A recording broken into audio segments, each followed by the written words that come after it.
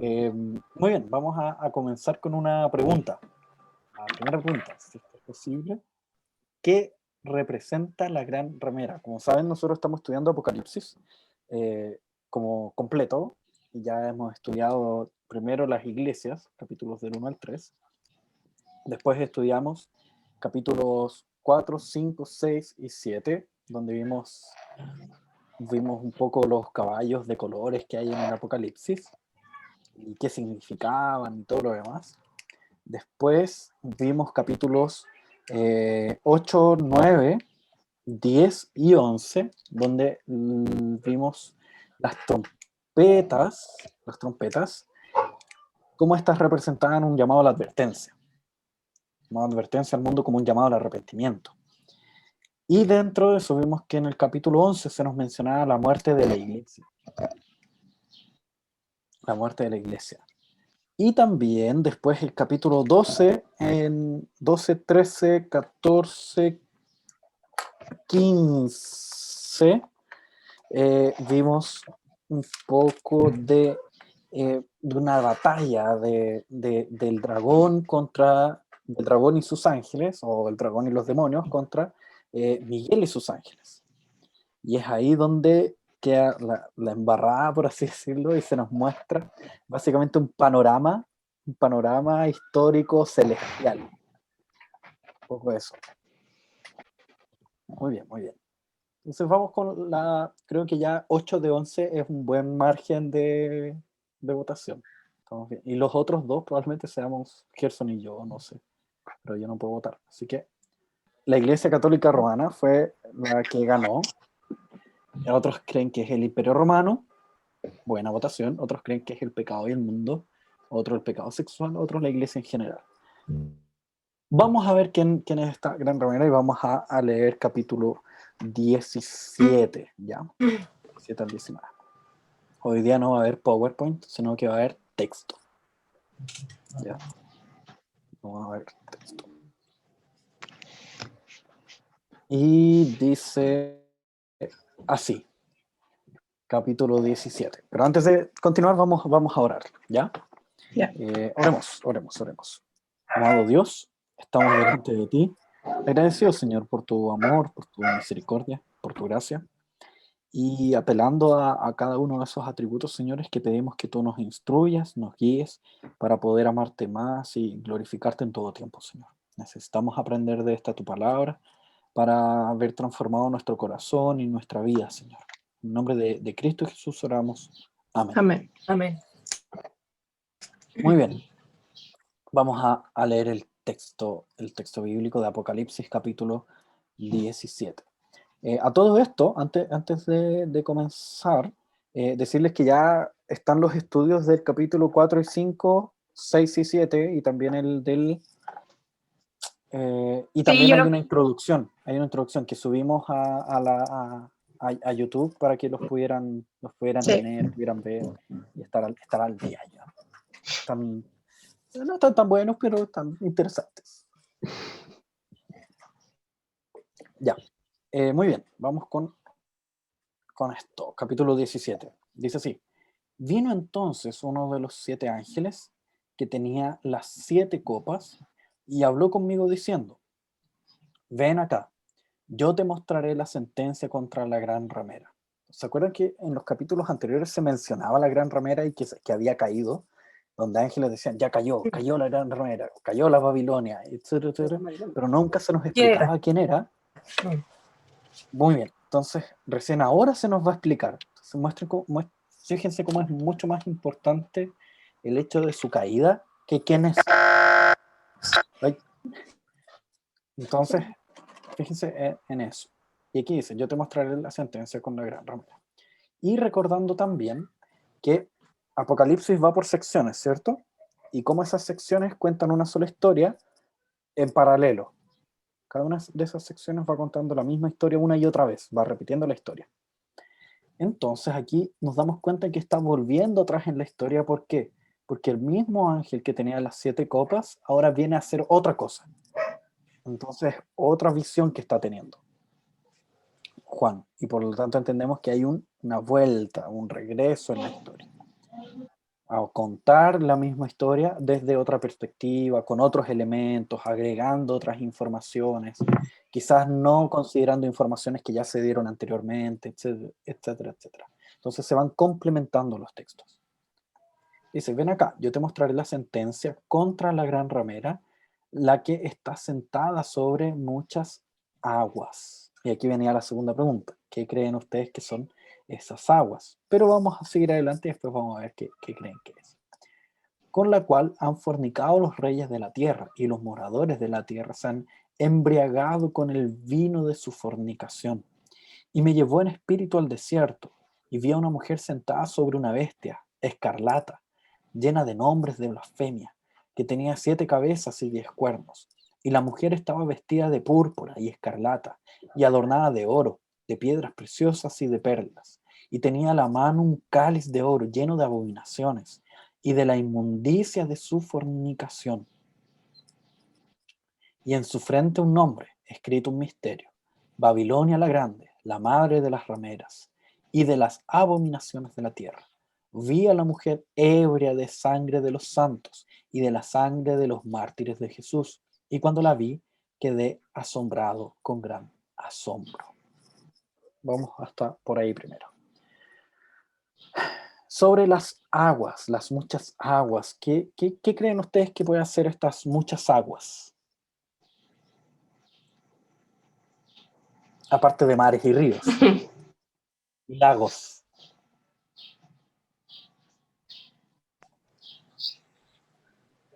H2O.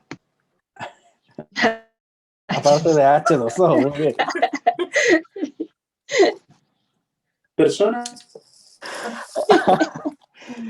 Dame 5 segundos para recuperarme después de eso. La Gloria siempre es súper seria, súper precisa en cada una de sus intervenciones, y ahora H2O. Muy bien, muy bien. Ahí Roger está haciendo lo suyo ahí, La influenciando. respuesta sale más Qué maldad. adelante. No, dije persona, ¿no? ¿Dónde? Ah, ¿quién dijo persona? Yo. Roger. Puede ser, puede ser. ¿Y la Dani qué Y dijo? la respuesta sale más adelante. ¿Dónde? En el versículo 15, ¿o no? El 15. Ujú. Las aguas que has visto en la Ramera Sociedad son Spoilers. pueblos, muchedumbres, naciones y lenguas. Muy bien. En el fondo son naciones principalmente. La idea de pueblos apunta a naciones, la idea de lenguas son distintos idiomas, muchedumbres, grandes cantidades de gente.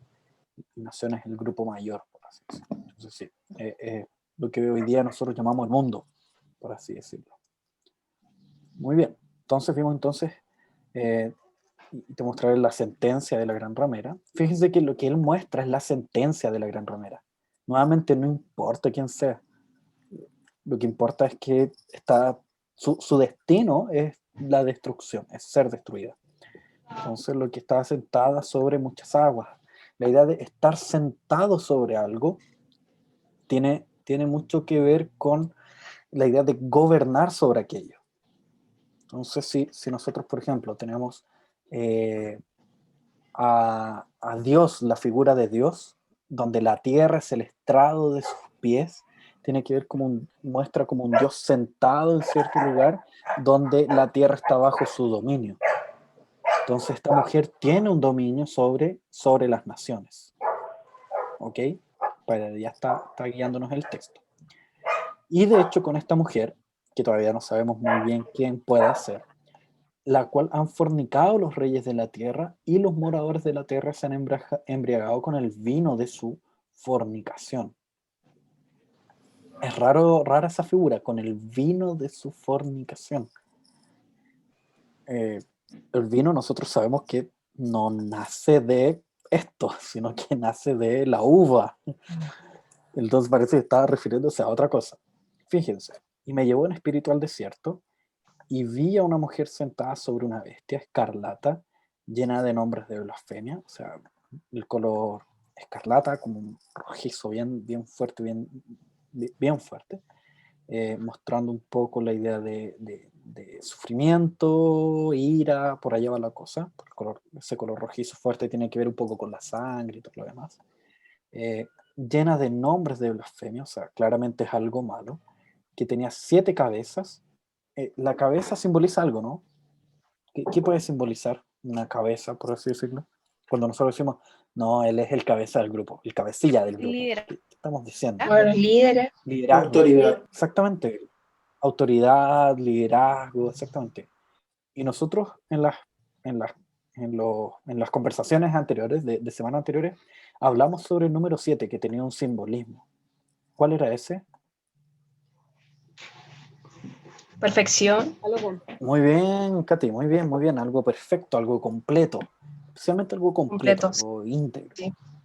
Entonces, tiene un liderazgo completo, un liderazgo que alcanza mucho, mucho pueblo, por así decirlo. Y 10 cuernos. Los cuernos también tienen un simbolismo. ¿Qué puede simbolizar la idea de los cuernos? Infidelidad. ¿Cuánto? Infidelidad. Broma. Era broma.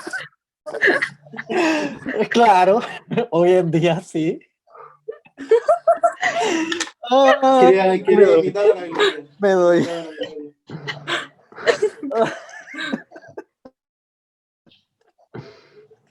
Muy bien, muy bien. Lo bueno es que esto está siendo grabado. Después va a ser subido a nuestra página de YouTube. Muy bien. No es infidelidad aún. Todavía no gana ese simbolismo. Cuando nosotros vemos, por ejemplo, un toro con sus buenas osamentas ahí levantadas, ¿qué nos genera eso? O si llegásemos a viajar a Canadá y viéramos un alce del porte de una van con los cuernos gigantes para arriba, ¿qué nos generaría eso? Miedo. Sí, muy bien, miedo. ¿Por qué? Porque sabemos que esa figura es más fuerte que nosotros, ¿no? El toro, por ejemplo. Si vemos un toro con unos cuernos grandotes, vamos a saber que ese toro es más fuerte que las fuerzas que yo tengo. Entonces, la imagen de los cuernos tiene que ver con eso, con fuerza, con poder. Y el número 10 es como cuando nosotros decimos, no, y eran decenas de cosas. Hartas, no sabemos cuántas, pero eran hartas. Como cuando decimos, no, eran cientos. Pueden que sean mucho más que 900, puede que sean 2000, 3000, pero nosotros decimos, no, eran cientos de personas. Y precisamente tiene que ver con la idea de una gran cantidad. Entonces tenemos que esta figura tiene un liderazgo completo y al mismo tiempo un poder muy grande. ¿Okay? Poderosa y además tiene liderazgo, tiene influencia. La mujer estaba vestida de púrpura y escarlata y adornada de oro, de piedras preciosas y perlas, y tenía en la mano el cáliz de oro. Ya, entonces vamos a dejar hasta aquí todavía. Todos esos elementos de vestidura púrpura, de escarlata, adornada de oro, piedras preciosas, perlas, apuntan a ciertas posiciones de jerarquía, apuntan a ciertas posiciones de tentación, de algo que es anhelable. Yo puedo anhelarlo fácilmente si mi corazón está en el mundo, ¿ya? Y a partir de estos versículos es que hay quienes han dicho que es la Iglesia Católica, porque la Iglesia Católica utiliza mucho el color púrpura.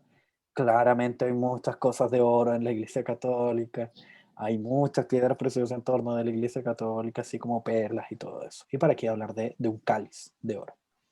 Tiene que ver un poco con la forma en que ellos celebran la cena. Pero si nosotros decimos que es la Iglesia Católica, la Gran Babilonia, estaríamos cayendo en un anacronismo, porque en aquel tiempo en el que el texto fue escrito no existía Iglesia Católica. ¿Ok? Entonces no puede ser que Juan haya escrito un libro que no se aplica para los hermanos que recibieron ese libro. ¿Ya? Entonces no es la Iglesia Católica. Pero sí es algo que es muy tentador. ¿Ok?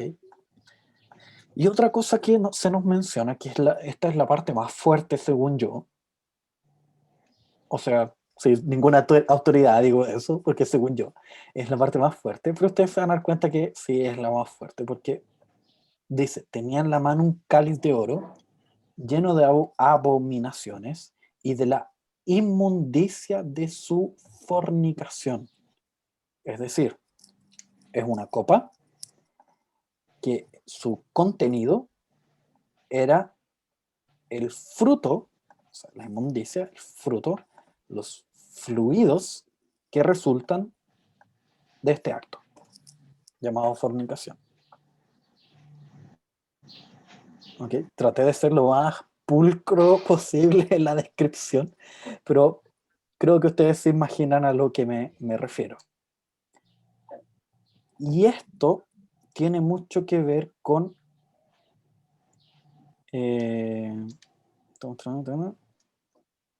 esto, con los moradores de la tierra que se embriagaron con el vino de su fornicación. ¿Ok? ¿El vino Entonces, representa como las tentaciones? el vino en este caso hace alusión a esta inmundicia de la fornicación, que la copa estaba llena. Entonces está diciendo que estos hombres bebieron eso que resultó de este acto. Ok, difícil, pero bastante heavy, pero eso es lo que dice el texto. ¿Por qué? Recuerden, Apocalipsis es un texto imaginativo, un texto que busca crear una escena que nosotros logremos imaginar. Y la escena que está creando es súper sucia, súper asquerosa, súper denigrante, súper vomitiva incluso, súper vomitiva. Si yo lo hubiese descrito tal cual como es mencionado acá, con las palabras que deben ser, claramente hubiese sido mucho más asqueroso para nosotros y no tan gracioso, porque de verdad es súper fuerte. Entonces, ¿cuál es la idea? Mostrar un poco el peso del pecado, la potencia de la asquerosidad que es, de lo asqueroso que es el pecado delante de Dios. ¿Ok? Y ahí obviamente tenemos una aplicación directa para nosotros de cómo, cuando muchas veces se nos dice, no, mira, quizás cuando niños se nos decía, pucha, no pegue porque Diosito se pone triste, no haga esto, no mienta, no, cuidadito las manitos lo que hacen porque Diosito se pone triste y todo lo demás.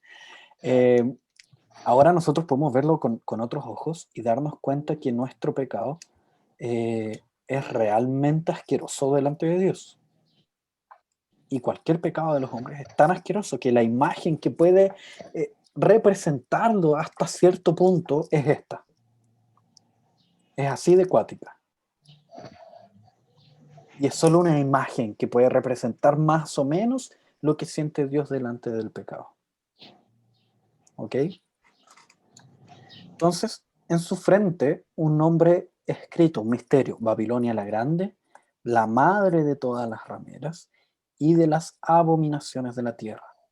Vi a la mujer ebria de la sangre de los santos y de la sangre de los mártires de Jesús. Y cuando la vi, quedé asombrado con gran asombro. Entonces, ¿quién es esta Babilonia? Para los hermanos que reciben este texto por primera vez, que son los del siglo I, del tiempo de Juan, por el año 95 a.C., era precisamente Roma. Era Roma, ¿ok? Esa es la aplicación directa para ellos. Para nosotros es toda fuerza pecaminosa que guía y nortea hasta cierto punto el rumbo del mundo. ¿Ok? Donde incluso naciones pueden llegar a servirla, y por lo tanto ahí hermanos del pasado han dicho que es la Iglesia Católica, porque de hecho lo era, como aplicación, ¿ok? No es como significado directo, pero sí como aplicación, ¿ok? Esto puede ser aplicado para la Iglesia Católica de ciertos periodos de la historia, incluso para hoy en día, no por causa de estos versículos de acá, perdón, no por causa de estos versículos, ay, algo hice, perdón, no por causa de estos versículos de acá, sino que por causa por el poder que tiene esta figura de Babilonia y la influencia que ejerce sobre los reyes de la tierra. ¿Ok? Pero en el fondo, en estricto rigor, es todo poder pecaminoso que busca distanciar al hombre de Dios. Y a partir de ahí podemos incluso pensar en doctrinas que en ciertos momentos de la historia fueron más fuertes que incluso que los gobiernos. No sé, podríamos pensar en el comunismo de ciertos periodos históricos, podemos pensar en el liberalismo de ciertos otros periodos históricos, y cómo esas fuerzas pecaminosas, fuerzas idólatras, gobernaban los destinos de las naciones. ¿Ok? Pero en primera instancia era precisamente Roma, como Roma era la madre de todas las naciones idólatras, y era quien la vida greco-romana, que era completamente asquerosa, representaba todas las abominaciones de la tierra, y cómo era Roma precisamente quien disfrutaba con la muerte de los mártires, arrojándolos al Coliseo, a los leones, etcétera, etcétera. ¿Ok? Versículo 7. Y el ángel dijo, ¿por qué te asombras? Fíjense que es raro esto. Nosotros vimos una asquerosidad acá arriba, pero de un nivel así ya absurdo. Y aquí el ángel muestra, mira, esta figura que yo te acabo de mostrar no es nada en comparación con lo que es la realidad. Esta figura imaginativa no alcanza la realidad es mucho peor. ¿Por qué te asombras? Yo te diré el misterio de la mujer y la bestia que la trae, la cual tiene 7 cabezas y 10 cuernos. La bestia que has visto era y no es, y está para subir del abismo, ¿ok? E ir a perdición. ¿Qué se está mencionando acá? Esto fue en el año 95. Antes, en el año 60 y tanto, estaba el emperador Nero, que persiguió a los cristianos, ¿ok? Por eso dice era. Después no es el periodo en que no estaba Nero, ni tampoco Domiciano, y después viene el periodo de Domiciano, donde se vuelve a perseguir a los cristianos de forma ferviente, y es ahí donde dice, está para subir del abismo e ir a perdición, o sea, va a ser destruida. Y los moradores de la tierra, aquellos cuyos nombres no están escritos desde la fundación del mundo, en el libro de la vida, se asombrarán viendo a la bestia que era, no es y será. Esto para la mente que tenga sabiduría. Las 7 cabezas son 7 montes, los cuales, sobre los cuales se sienta la mujer. Es decir, estas 7 cabezas representan a 7 montes. 7 montes son lugares de liderazgo, son reinados, son 7 reinados. Y con el 7 número completo son los reinados de la tierra, los gobernantes de la tierra. Y sobre ellas está esta mujer, o sea, este poder pecaminoso está sobre ellas, sobre las naciones, guiando a las naciones. ¿Ok? Y son 7 reyes. 5 de ellos han caído, uno es, y el otro aún no ha venido. No tengo idea de qué significa eso. Aquí voy a ser sincero. Hay algunas explicaciones sobre esto, que son los imperios que habían habido hasta ese tiempo, donde 5 de ellos han caído, que son los imperios anteriores, el imperio babilonio, el imperio asirio y así otros imperios. Uno es el imperio romano, y el otro aún no ha venido, que vendría siendo el imperio posterior al imperio romano, que apuntaría para el imperio de nuestro tiempo, que, que hay un texto que nos dice que el mundo yace en el maligno, entonces apuntaría un poco en esa dirección. Cuando venga es necesario que dure breve tiempo. Ok. La bestia que era, no es también el octavo, y es de entre los 7 y va a la perdición. No sé. Nuevamente esta parte es bien oscura. Nuevamente, hay explicaciones por un lado, explicaciones por otro lado, pero sinceramente no sé. No sé. ¿Ok? Los 10 cuernos que has visto son 10 reyes, o sea, una gran cantidad de reinados, que aún no han recibido reino, pero por una hora recibirán autoridad como reyes juntamente con la bestia. ¿Ok? Apuntando que va a haber un momento en el cual el reinado de esta bestia va a ser mucho más poderoso, mucho más potente y con mucho mayor alcance, con un alcance prácticamente total. Estos tienen un mismo propósito y entregarán su poder y su autoridad a la bestia. Pelearán contra el Cordero y el Cordero los vencerá, porque el Señor de señores y Rey de reyes y los que están con él son llamados y elegidos y fieles. ¿Okay? Parece ser que aquí hay un pequeño salto y ya está apuntando hacia la segunda venida, lo que nosotros la semana pasada llamamos Armagedón, ese intento de los hombres por pelear contra el Cordero, por pelear contra Dios, contra Cristo, pero que al final nunca ocurre, nunca llega a ser esa pelea, porque viene Cristo e inmediatamente son derrotados. ¿Ya? Me dijo también, las aguas que has visto donde la ramera se sienta son pueblos, muchedumbres, naciones y lenguas. Y los 10 cuernos que viste en la bestia, estos aborrecerán a la ramera. Oye, qué raro. Las naciones van a aborrecer este poder pecaminoso. Y la dejarán desolada y desnuda, y devorarán sus carnes, y la quemarán con fuego. Porque Dios ha puesto en sus corazones el ejecutar lo que Él quiso. Ponerse de acuerdo y dar su reino a la bestia, hasta que se cumplan las palabras de Dios. Y la mujer que has visto es la gran ciudad que reina sobre los reyes de la tierra. ¿Ok? Básicamente es como aún mostrando que Dios está dirigiendo toda esa historia, esa rebelión en contra de este poder pecaminoso. Se ponen de acuerdo, pero dan su reino a la bestia. Ya como que esta Babilonia sirve como para que le entreguen sus reinados a la bestia, como una figura maligna, 2 figuras malignas básicamente, pero una no satisface sus necesidades y la otra, la cual no querían entregarle el poder, se lo entregan porque la otra figura existente no era suficiente. No sé si se entiende un poco la escena. Es como en un capítulo de Los Simpsons, hay ustedes saben que en Los Simpsons hay 2 extraterrestres, ¿cierto? Que son famosos, ¿no? ¿Sí? Hay mucha gente que no ve Los Simpsons. Sí, Rayos. sí, los conozco, Yo los veo. conozco. Sí, Entonces, sí, ya Cánico Cánico 2. 2.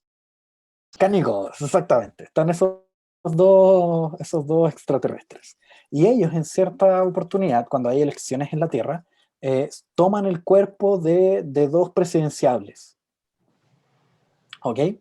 Entonces, son los 2 lo mismo, pero uno de ellos se muestra como el pésimo y el otro de ellos como no tan pésimo. Entonces este que se muestra como el pésimo, están actuando obviamente en comunión, hace con que todos voten contra este que se muestra menos pésimo.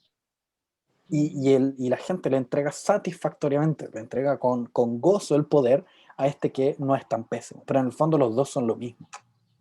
Entonces eso es un poco lo que se quiere mostrar acá. ¿Okay? ¿Todo bien hasta aquí? ¿Sí? Yo quiero Muy bien. preguntar, Dale nomás, Lili. es que esta imagen de los cuernos y las cabezas me recordó a algo que ya habíamos visto, ¿te acuerdas? ¿Sí? ¿Qué Las bestias. Las tenía? bestias que emergen de la tierra, las bestias que emergen del mar. La bestia que emerge del mar y la bestia que emerge de la tierra. Donde la bestia que emerge del mar representaba los poderes de gobierno y la bestia que emerge de la tierra representaba la iglesia falsa. Ellos también tenían cuernos y coronas y cabezas, mostrando un poco su poderío y todo lo demás. Pero también el cordero tiene cuernos y cabezas, mostrando también su poderío y su liderazgo. ¿Ok? Entonces es una figura recurrente en Apocalipsis para mostrar precisamente eso, poderío y liderazgo. Muy bien. 18.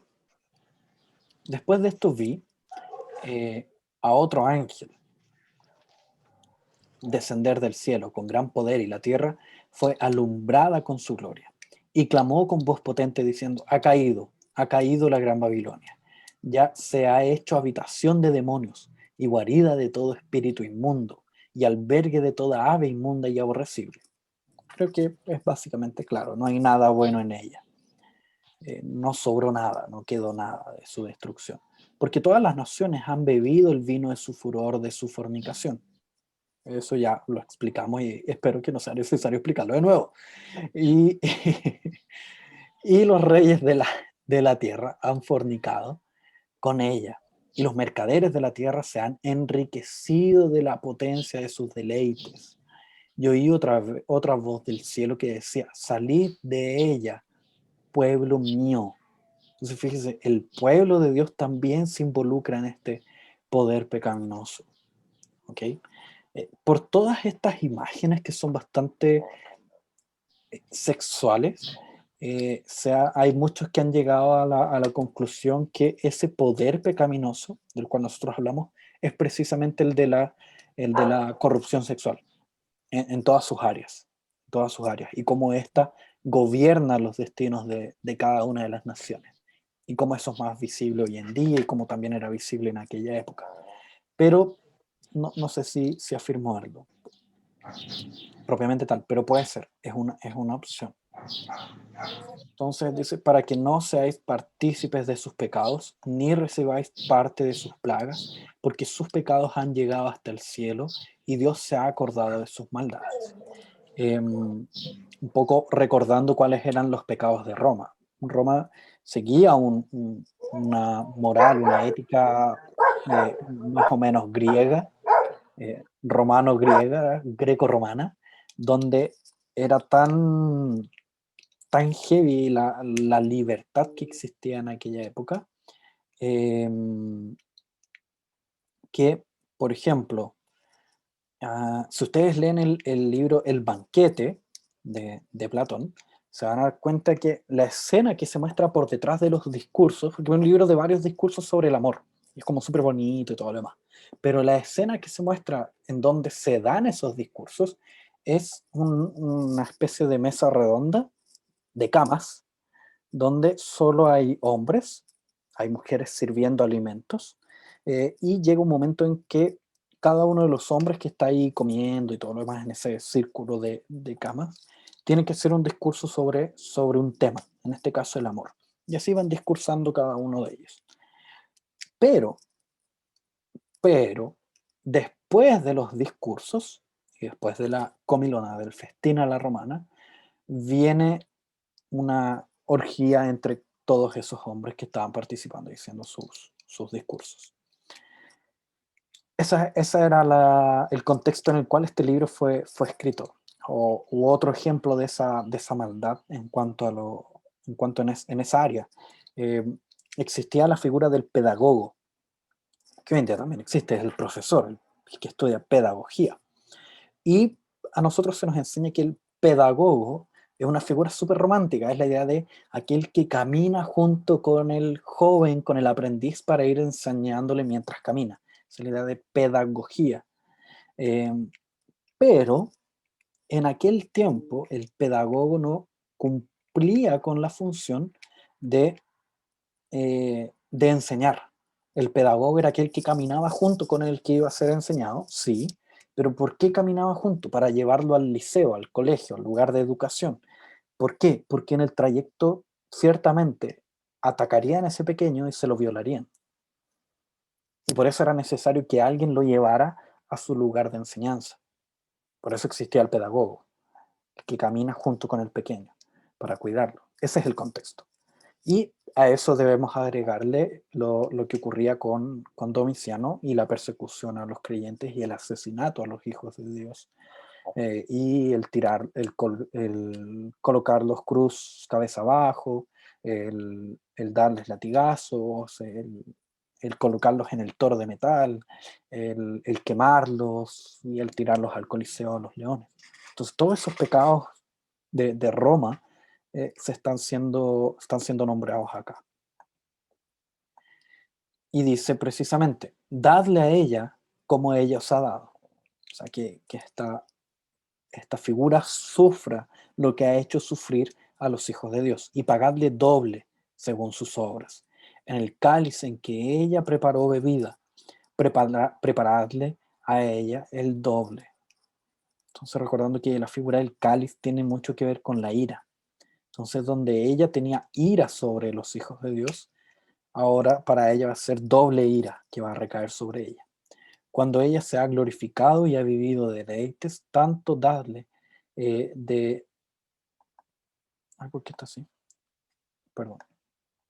Tanto dadle de tormento y llanto, porque dice en su corazón, yo estoy sentada como reina y no soy viuda y no veré llanto, de exaltarse a sí misma. Por lo cual, en un solo día vendrán sus plagas, muerte, llanto y hambre, y será quemada con fuego, porque poderoso es Dios el Señor que las juzga. ¿Ok? Mostrando un poco la destrucción que ella va a sufrir, que el pecado va a sufrir, etcétera, etcétera, y que el mundo va a sufrir, mundo pecaminoso.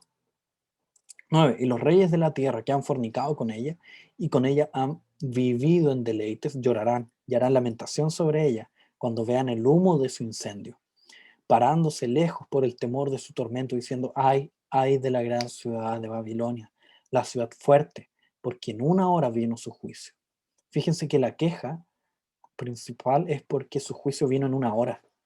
O sea, fue inmediato, fue rápido, mostrando cómo, si para ella, que era tan poderosa, vino el furor, vino la ira de Dios tan rápidamente, imagínense para nosotros que no tenemos ni la mitad de su poder.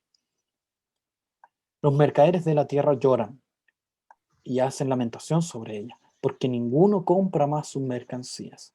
Mercadería de oro, plata, piedras preciosas, perlas, lino fino, púrpura, seda, escarlata, de toda madera olorosa, de todo objeto de marfil, de todo objeto de madera preciosa, cobre, hierro, mármol y canela, especias aromáticas, incienso, mirra, olíbano, vino, aceite, flor, de harina, trigo, bestias, ovejas, caballos y carros, y esclavos, y almas de hombres.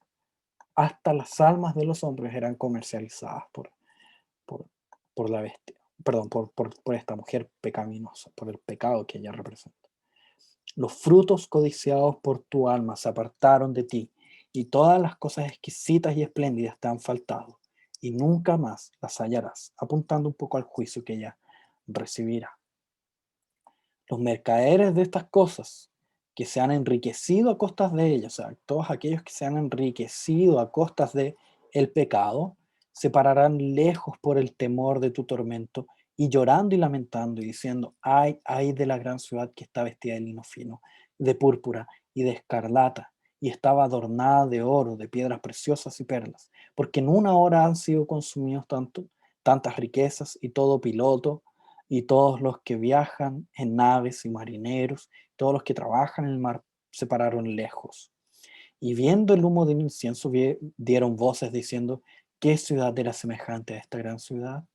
Y echaron polvo sobre sus cabezas y dieron voces llorando y lamentando, diciendo, ay, ay de la gran ciudad, en la cual todos los que tenían naves y el mar habían enriquecido sus riquezas, pues en una hora ha sido desolada. Alégrese sobre ella cielo y vosotros santos apóstoles y profetas, porque Dios os ha hecho justicia en ella. Entonces fíjense cómo está apuntando al juicio final y cómo los hombres, al ver la destrucción de este poder pecaminoso, no se arrepienten. No hay un arrepentimiento de por medio. Lo que hay es una queja, una tristeza, porque ya no pueden seguir enriqueciéndose, mostrando lo enraizado que está su corazón en este mundo. Y es ahí donde también apunta a los creyentes, mostrando, hey, alégrense en esta destrucción, porque Dios ha hecho justicia en ella. Entonces está apuntando a ese evento que nosotros hablamos la semana pasada, que era el Armagedón, cuando Dios destruye a aquellos que van en la batalla en contra de él. Y un ángel poderoso tomó una piedra, como una gran piedra de molino, y la arrojó al mar, diciendo: con el mismo ímpetu será derribada Babilonia, la gran ciudad, y nunca más será hallada. Es decir, nunca más existirá este poder pecaminoso que guía a los gobiernos. Y voz de arpistas, de músicos, de flautistas, de trompeteros, no se oirá más en ti. Es decir, no habrá fiestas en ese lugar. No habrá que celebrar, porque no existirá. Y ningún artífice de oficio alguno se hallará más en ti, ni ruido de molinazo oirá más en ti, luz de lámpara no alumbrará más en ti, ni voz de esposo y de esposa se oirán más en ti, porque tus mercaderes eran los grandes de la tierra, pues por tus hechicerías fueron engañadas todas las naciones, y en ellas se halló sangre de los profetas y de los santos y de todos los que han sido muertos en la tierra. ¿Ok? Mostrando nuevamente la persecución y todo lo demás. ¿Todo bien hasta ahí? Con la Gran Babilonia, o la Gran Ramera, la Babilonia la Grande. Creo que lo más fuerte que debemos considerar acá y recordar es la figura utilizada por Dios para representar lo que Él siente delante del pecado. ¿Ok? Es una de las cosas que debemos considerar en este texto para aplicar en nuestra vida. Y otro elemento, que este capítulo 17 y 18 son muy difíciles.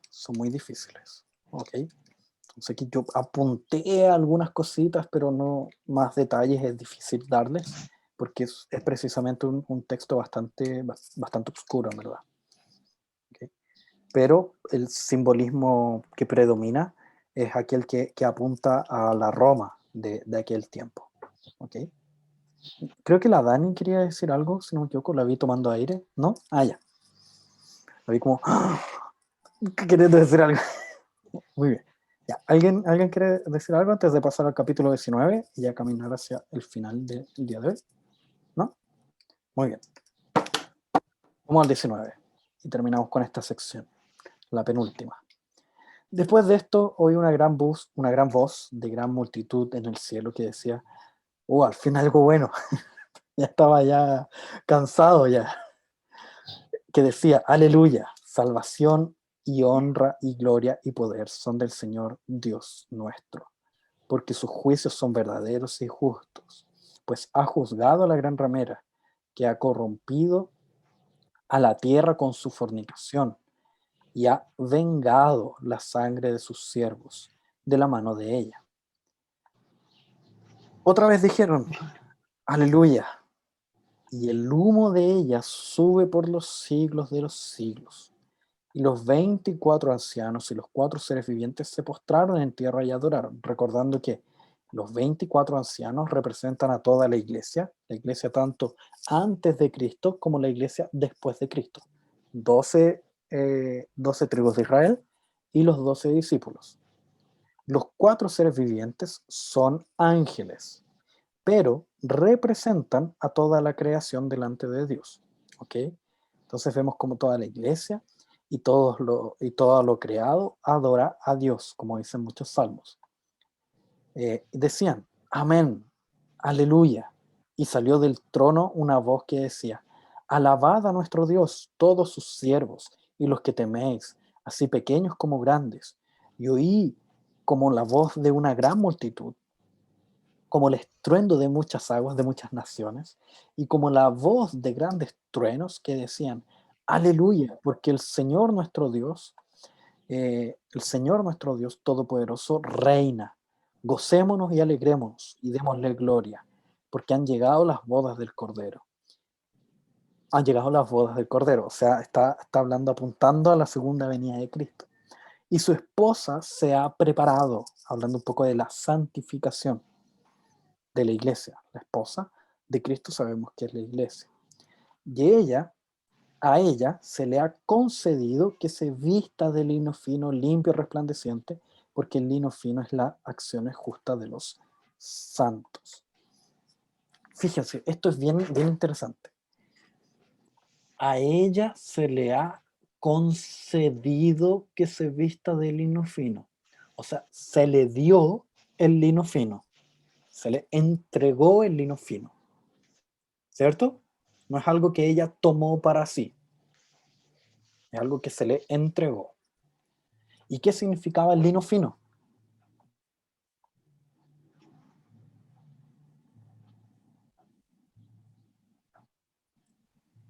Pureza. Las buenas Sí, cosas y pues. exactamente. La pureza, o como dice Lili, las buenas obras, que justamente aparece acá, porque aquí ya inmediatamente dice qué significa el lino fino. Porque el lino fino es las acciones justas de los santos. Entonces, fíjense, se me está diciendo en el texto que las acciones justas de los santos, de cada uno de nosotros, fueron dadas a nosotros. Y ahí uno dice, oye, pero las acciones justas las hago yo, pues. Obvio, sí, yo las estoy haciendo, son acciones justas que estoy haciendo, son acciones, las hago yo, son mis acciones. Pero aquí dice, no, que esas acciones fueron dadas, se le han concedido. Entonces, ahí ¿cómo podemos expresar esto? ¿Cómo podemos entenderlo? ¿Qué pasa con mis buenas obras? ¿Las hago yo? ¿No las hago yo? Son ¿Qué pasa ahí? las que Dios nos dio, o sea, las que Cristo hizo y como Él se entregó por nosotros, se nos otorgaron a nosotros. Sí, muy bien, muy bien, muy bien. Y en relación a las buenas obras que nosotros hacemos, ya, en relación a la obra de Cristo, su muerte, resurrección, etcétera, Las de etcétera, nosotros. sí, muy bien, es eso. Y también es otra cosa. Ahora pensando también en las buenas obras que nosotros hacemos, no sé, dar limosna, leer la Biblia, no sé, orar, etcétera, etcétera. Todas las buenas obras que hacemos. ¿Qué pasa con ellas?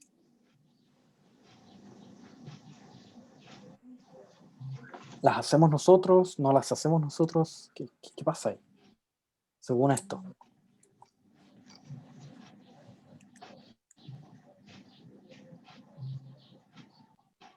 O según otros textos de la Biblia.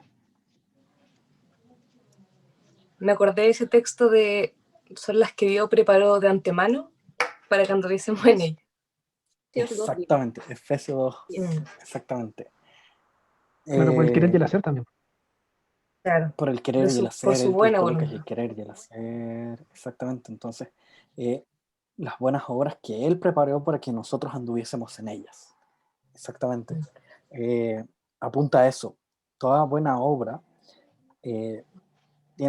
podemos ver tres elementos básicamente para considerar una buena obra. Primero, el que sea hecha según la norma. Según la norma, nosotros sabemos que la norma es la escritura. Segundo, que sea hecha en el momento adecuado, en la situación adecuada, en la situación correcta, en el momento correcto. Y el tercer elemento que identifica una buena obra es que sea hecha por aquel que tiene su corazón transformado, por un hijo de Dios. O sea, un no creyente, por más que haga una obra benéfica para el mundo entero, no va a ser una buena obra delante de Dios, porque él no tiene un corazón transformado, no tiene el corazón de Cristo. Por otro lado, todas mis obras, desde el más mínimo respirar, agrada a Dios y glorifica a Dios, porque es algo que hace un hijo de Dios. Y un ejemplo que me gusta decir muchas veces es el de un padre que tiene un bebé, o una madre, un padre, madre a la vez, o un matrimonio que tiene un bebé. La obra más simple que haga ese bebé va a alegrar el corazón de ese padre o de esa madre. Desde su primer llanto va a llenar los ojos de lágrimas de los padres. Ese primer llanto cuando sale del vientre de la madre. O incluso su primer cambio de pañal. ¡Qué asco! Pero alegra el corazón de los padres. Y así cada una de las obras, los primeros pasos, las primeras caídas, toda obra de ese pequeño va a alegrar el corazón del padre. Entonces es ahí donde nosotros vemos cómo estas obras que Cristo preparó de antemano para que nosotros anduviésemos en ellas, fueron dadas a nosotros para que nosotros las realizáramos. ¿Ok? Entonces, aquí nosotros tenemos las obras que Cristo preparó de antemano para que nosotros anduviésemos en ellas. La idea de la ropa que se nos es dada y nosotros colocándonos esa ropa. La cena de las bodas del Cordero. Y el ángel me dijo, escribe, bienaventurados los que son llamados a la cena de las bodas del Cordero. Me dijo, estas son las palabras verdaderas de Dios. Yo me postré a sus pies para adorarle. Y él me dijo, mira, no lo hagas. Yo soy consiervo tuyo y de tus hermanos, que retienen el testimonio de Jesús. Adora a Dios, porque el testimonio de Jesús es el espíritu de la profecía. Entonces vemos a Juan, que está delante de un ángel, y Juan se arrodilla delante del ángel a adorarlo. Entonces, después de 19 capítulos, después de contemplar la gloria de Dios, ver cómo todos adoran a Dios, como nadie adora a los ángeles, como los ángeles adoran a Dios, Juan, después de ver todo eso, después de recibir toda esta revelación, se arrodilla delante de un ángel. ¿Puedes creerlo? Bueno, eso refleja un poco también lo que ocurre, la debilidad que cada uno de nosotros tenemos, que por más que recibamos visiones, por más que Juan reciba sus visiones, él tiende a adorar ídolos, y va a pasar con nosotros. Entonces es una debilidad que nosotros tenemos. Y luego dice, entonces vi el cielo abierto, y aquí un caballo blanco, y el que lo montaba se llamaba Fiel y Verdadero, y con justicia juzga y pelea. Sus ojos eran como llama de fuego, y había en su cabeza muchas diademas, o sea, mucho reinado. Y tenía un nombre escrito que ninguno conocía, sino él mismo. Estaba vestido de una ropa teñida de sangre, y su nombre es el Verbo de Dios. La última pregunta que teníamos era, ¿quién es este caballero? ¿Quién creen ustedes que es?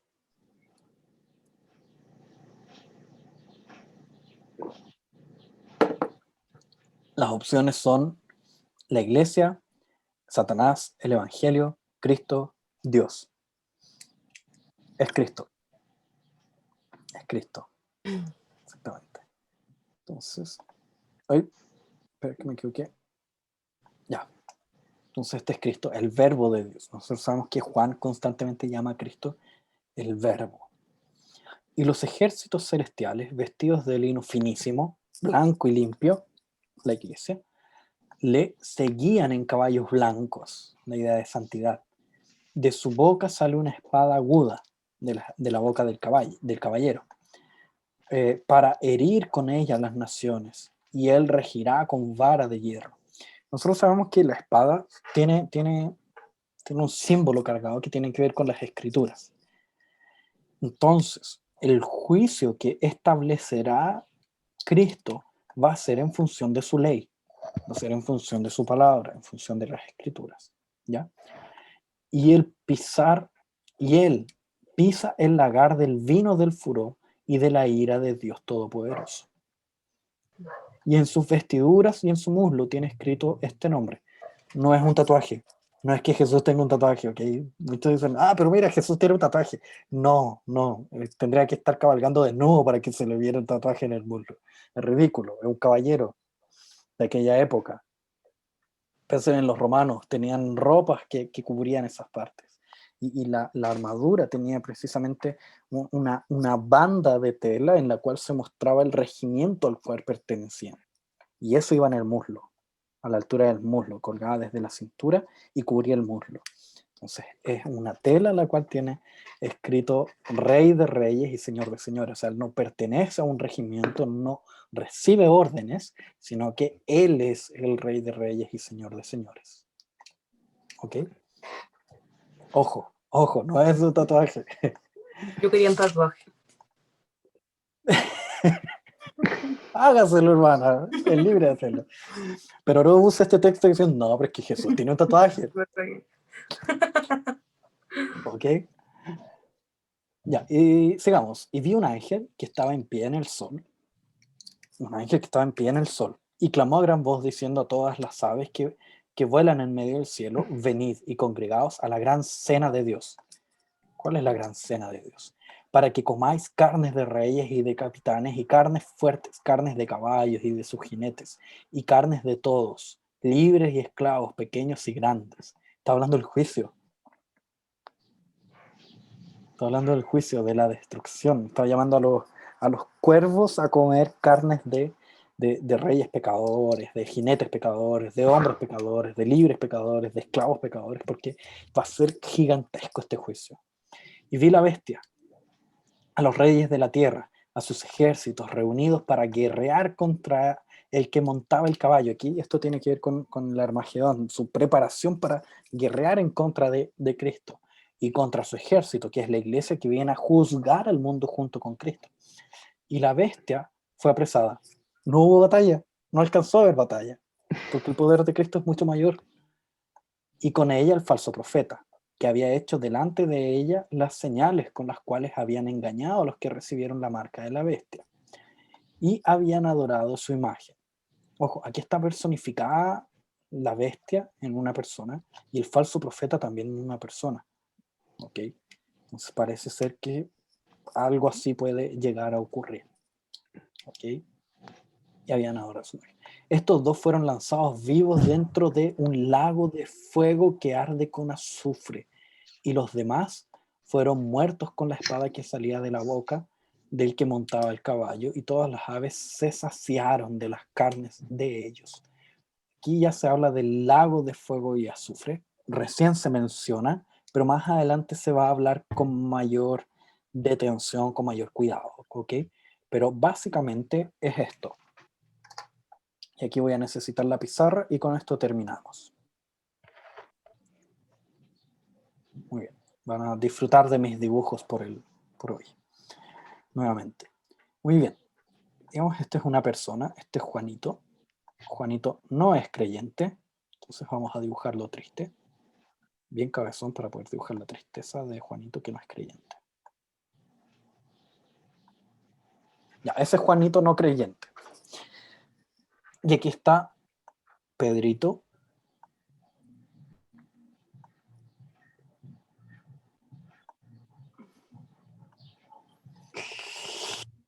¿Qué hiciste esto? Pedrito creyente. Uy, él anda con lentes, ¿ya? No es un cíclope. Tiene lentes. Ya, Es de una sola visión, ¿no? claro, visión cristiana. Pedrito, Juanito. Era al Ya. revés. Digamos que No importa. Era al revés. Po. ya, Pedrito no creyente y Juanito Sí. creyente. Ya. Cuando Se convirtió y se perdió se la... cambió el nombre porque hoy en día, ya. Muy bien, Pedrito no creyente se muere hoy día, 18 de octubre. ¿Qué pasa con él? ¿A dónde va? ¿Al cielo o al infierno? ¿Cielo o al infierno? infierno. Al infierno. Infierno. Muy bien, Al purgatorio. al infierno. al Al limbo, limbo. depende de su edad. Si es menor de 2 años, al limbo Limbus infantus. Limbus infantus. Al infierno. Vamos a dejar una N y una F. Ayomox. Uf, ya. Y Juanito creyente, con lentes, porque es pulento, porque es creyente. ¿A dónde se iría ahora? Al seno de Si muere Abraham. ahora, si muere hoy día, Al- al seno de seno de Abraham o al cielo. Esta varona. Al cielo. Vamos a poner a una las C, puertas ¿ya? sin Pedro. O una nube. A una nube, se va al cielo. Muy bien, pasa el tiempo, y rayos, tenemos la segunda venida. La segunda venida de Cristo. Ese es Cristo volviendo ya, en teoría, en gloria. ¿Qué pasa con Pedrito y Juanito que estaban en el cielo y en el infierno? ¿Qué pasa con ellos? ¿Qué pasa con Juanito que estaba en el cielo?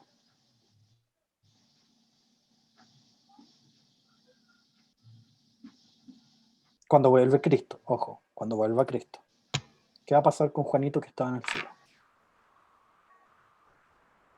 ¿Resucita? Resucita, muy bien. Resucita con un cuerpo glorificado. Resucita. Con poderes. Superpoderes con la capacidad de utilizar su cerebro a lo máximo. ¿Y qué pasa con Pedrito no creyente que estaba en el infierno? Igual resucitaría el cuerpo, se supone. También resucitaría. Solo que uno resucita para juicio eterno y el otro resucita para el galardón o para el etcétera, etcétera. Este se vino para acá. Chamuscado. Este se vino para acá. Chamuscado. Ya. Entonces, y luego del juicio y del galardón, ¿para dónde se van? Juanito creyente, ¿para dónde se va?